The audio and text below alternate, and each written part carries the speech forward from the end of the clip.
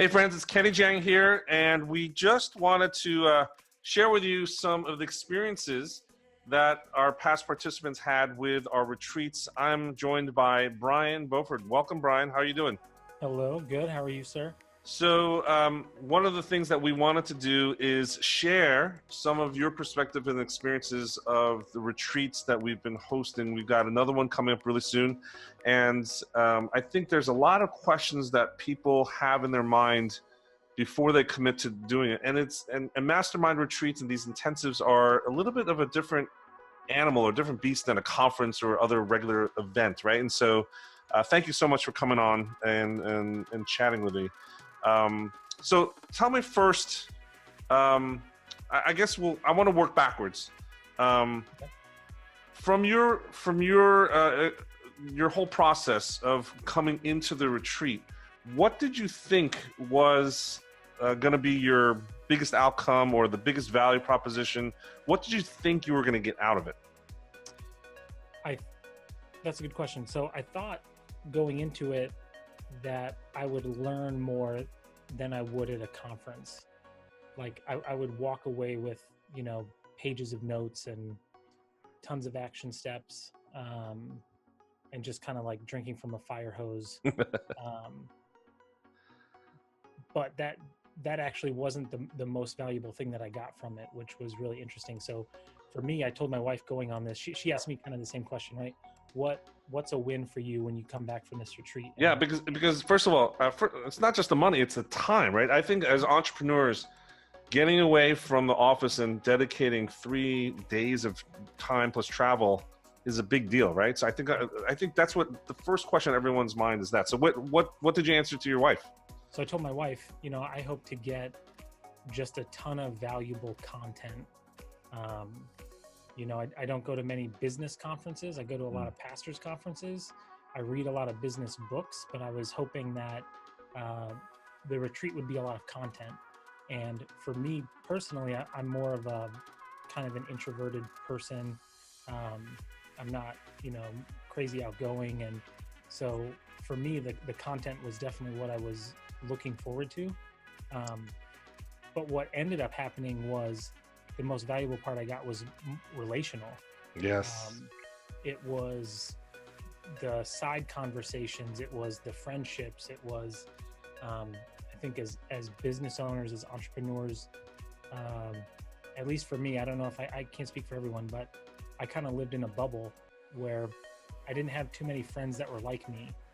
You have employees, you have a team, you have church friends and stuff, but how many other close friends do you have that are business owners, that are business minded, that are looking to grow either online or physical businesses? I had no one. Now I'll push back because some of the people have said, hey, some people have literally asked, how is this different than some of the Facebook groups or small other circles of friends I have with other entrepreneurs, right? There are Facebook groups that are dedicated to entrepreneurs, to business owners, to almost any vertical specialty, even XPs. You're an XP in a church, right? How is this different? Because I think that is one of the, confusion people have that says, I already have a support group. I already have people sharing data and their stuff about their business or their campaigns or their business, right? I have access to people. How is this different? I think there's a huge difference between having business support and having friendships. And so, yeah, I'm in a couple of online groups. I can ask questions. If I'm being super personal, me and my wife just went through a really hard time with a miscarriage, and the guys in the retreat are the guys that I texted and said, please pray for us. I didn't put that on the Facebook group. You know what I mean? You and I had a personal conversation after that. Like, here's what I'm struggling with. Here's what, I'm not going to get that in an online group on Facebook or something. Super. That's super concrete. Yeah. But I think I think it is about the relationships at the end of the day, and the fact that in the last retreat we had we had 2 Zoom calls afterwards scheduled, because we wanted the accountability and we wanted the relationship to continue. But the feedback we got was they want more. So I think that after this next retreat, I think we're going to schedule 4 Zoom calls to continue that, because again, it's the relationship that people craved and valued the most, and 2 Zoom calls were not enough. And that's the funny part, is that everyone has access to everybody's contact information. You can call anybody you want, and yet they're looking for that group dynamic, of that circle that is invested in each other. So okay, that's great. So I'm going to work backwards. Let's dial it all the way back. One more thing that I wanted to add was, you and I are in a lot of Facebook stuff. We do online businesses, and so we're very comfortable with being online and doing Zoom calls and Skype calls and all that stuff. And we're in a mastermind group where we do that on a monthly basis. Yes. But there's something drastically different with face-to-face interactions that are not business related, right? So it's the conversations in between lunch. It's the chats that you have in the car on the way to, going to fly eagles, or all the crazy stuff that we do. It's the little moments in between the sessions that I think actually build the friendship, right? Friendships are built on shared experiences, and your shared experiences can only go so far online. That face-to-face interaction is so much different than having a Facebook group. So I'm glad you brought that up, because I think that is an intentional part, right? We tried to curate the experience so that there's like some type of team bonding, shared experience in the last couple of ones, right? So you were explaining once, when we were in San Diego, we hired this falconry school to bring out falcons, eagles, and hawks, and we were on the cliffs of La Jolla Beach, and out in the open air, they taught us how to fly falcons, and they targeted the food and stuff like that. And we toured one of the top 10 microbreweries in the country. What else did we do? We rented out the largest recording studio on the East Coast and hired the songwriter for, who did we hire? It's for the country singer, which I had no value because I'm from New Jersey. The songwriter for, who was it for, Brian? His name was Willie, but he wrote songs for multiple people. I want to say Brooks and Dunn. And George Strait. George Strait. Do a Garth Brooks song? Yes. So huge country songwriter. I am not a country fan, but everyone else in the room seemed to recognize his authority. But it was a fun time. He helped us write a song together as a group, and then we sang it together in the recording studio. We went to go shoot guns at an artillery. My first time shooting a Colt 45. We had 19 different guns. One of them a Colt 45, and one of them a fully automatic machine gun, which is highly illegal, and I'm not sure how they got around the legality of renting that to us. But yeah, they said that they cannot take it outside that building, that it's only licensed for within the confines of their property. I shot 20 rounds in less than a second. Yes, that was it was amazing. That was an amazing experience. So yes, we are trying to curate some of these experiences intentional, because you want people to get to know each other quickly and trust each other relationally, so that they open up in our working sessions, because you need to be vulnerable with each other about our own businesses, and ask for help. And then you need to be able to know each other to be able to want to contribute to someone else's success. And so some of those types of activities, that's part of the purpose of that. So let's go back, dial it back. What was your absolute biggest challenge prior to coming into the Masterminds event? For me, I think the biggest challenge, and I touched on it a little bit earlier, was just kind of living in that bubble. Yeah. I read a lot of books, I read a lot of blogs, take a lot of online courses, but I don't have a group of people that I can say, hey, here's the new version of my website. Can you guys put some eyes on it and tell me what you think? How should I word things differently? Does this make sense, or should I totally get rid of this section and do something else? Before the retreats, I did not have a group of people that I trusted and valued their opinion like that. Even I've done posts like that in the larger Facebook groups, and you get some good feedback, but I think the people that are willing to commit and invest in themselves and their business through these retreats are on a different level. I think even commenting in these groups now, I tend to pour a little bit more time and thought into someone from the group, right? If they pop up in these groups, you're trying to be a little bit more authentic in your responses. Let's say, I guess, can you give some other examples of something specific, one type of change or something that has, after coming out of the retreat, have you been able to connect with any of these guys outside of the retreat? Are you conversing with them? Are you having, more one-on-ones with these guys that you have developed these relationships with?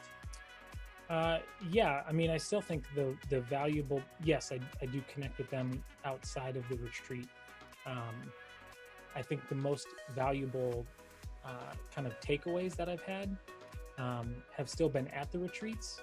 I remember one conversation, I think it was after dinner, and we started talking about something. It was me and Tyler Smith from Texan Church. And, one conversation led to another, and we were talking about stuff. And then that's where I said, well, man, I'm working on a new version of our website. You should take a look at it. I think he tore apart my website for an hour, which was hard to hear. But the things that he was offering, I was like, man, you know what? I've never thought about it that way. And how he does webinars and stuff, I'm trying to go more that direction. So the way that he was the verbiage he was using on the actual sales part of his website was better to lead into a webinar. So all those kind of things started working. And one of the sessions in Nashville was on webinars and stuff. And so it just slowly led into things. I have connected with Wes a few times, and Story Brand and all that, and trying to word things better, headlines and emails and headlines and stuff with him. So that's great.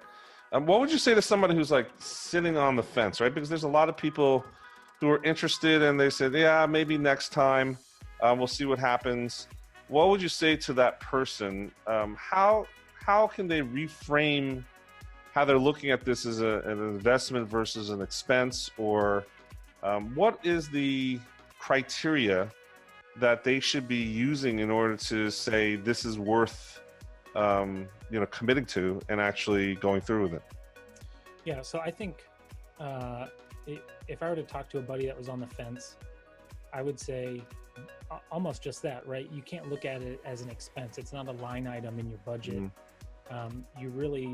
It's more of a long-term investment, right? So the things that I'm learning and the relationships that I'm building are going to benefit not only Ministry Library, the business I have now, but I have a business in the future. All the stuff that I'm learning, all the connections I'm making, they're going to benefit that. So I think it's more, you can't look at it like a one-off, like you can't look at it like a conference where it's a one-off. I'm going to pay this, I'm going to learn this, and I'm done. I think it's more almost like a snowball effect of, the earlier you can start with these relationships and these investments, the more it's going to snowball in the future. And so now that we've done 2 retreats, I mean, I couldn't list all the ways that my business and my personal life has improved because of these retreats. And so, I would say, think of it like an investment, the same way that you invest in the stock market. When's the best time to invest in the stock market? Yesterday. Yesterday. But when's the best time for you to invest in yourself and in your business and in your personal life? Yesterday. So I wouldn't wait till the next go around. Yeah, and I think one of those things, this is why we're having these conversations, because there are other perspectives that says on a strictly cash ROI basis, this has been multiple return, X, 10X, 15X, 100X ROI. We've got those stories as well.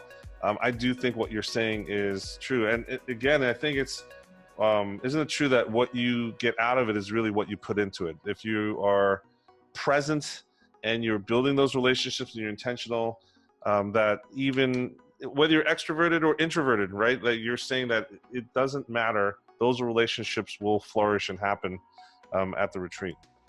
Yeah. So, but on the same side, you're talking about, ROI, actual, monetary. Our first retreat was June of last year, I think. Yeah. May or June. And then we did another one in the fall. So my year-over-year growth with my business right now is about 63%.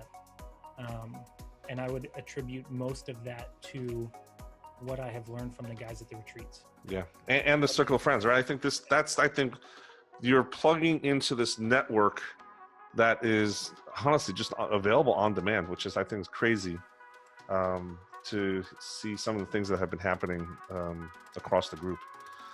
Well, thanks. Is there last thing I just want to give you the opportunities? What else, is there anything else unique that you think other people that have been to these retreats are not going to cover, any aspects? We have a lot of fun at these retreats. What's one thing that you can share with people that is not in the quotes in the brochure? What's something that is a hidden gem part of it? So one piece of advice, if you are planning on going, you really have to try to pitch this to your wife as it's not a fun retreat, because you're going to post pictures. Why is that, Brian? Because my wife's giving me a hard time. Oh, you're going to go out to Utah and hang out and, you know, swim in the hot tub and go shoot guns or something. And I'm like, no, I'm working. You're working hard. The business. I'm trying to put our kids through college.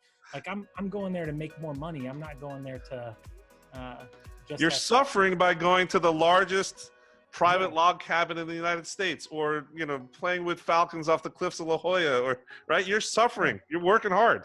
Yeah, I'm working very hard to have fun and invest in our business. Well, it is. I think it is and that's intentional, right? We want these experiences to be memorable. We want them to be quite honestly transformational in your entrepreneur's journey. And we understand, I think, that most of us as entrepreneurs, that the journey can be lonely at times, and that's why the relational component is so high on the list. Well, I appreciate the time, Brian. I know you're busy. Thank you for checking in, and looking forward to seeing you at the next retreat. See ya. Thanks, man.